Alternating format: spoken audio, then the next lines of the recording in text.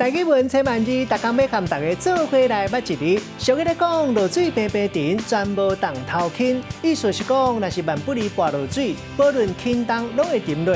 这就是甲咱讲发生大代志的时，大家命运拢共款，拢无差别。今仔日要甲大家小解这一字，就是轻。读考音轻第一条，轻的意思就是分量较少，程度较浅，较无重要。像讲话若是细声，咱讲是轻声细语。轻颠倒变的词就是重，物件大细代志的重要性，咱讲是轻重。另外一边重一边轻，无边紧，咱讲是重头轻。知影代志的重要性，咱讲这人知轻重。换句来讲，嘛有便利、无负担的意思。像讲做代志真轻松，咱讲是轻巧；啊，若轻卡里边，咱讲是轻便。另外，这个轻嘛有凊彩，无够定着，咱讲这人是真轻薄。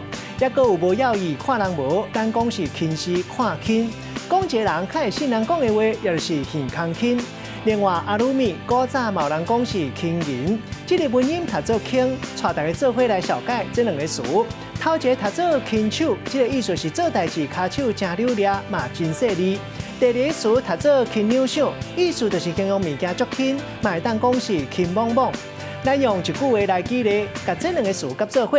比如讲，这粒蒜椒价值连城，也毋过就爱轻扭手，提时爱特别轻手，才袂怕家老去伤着。今仔日小解这一字读做轻是白音，另外文音读做轻，提供予观众朋友来参考。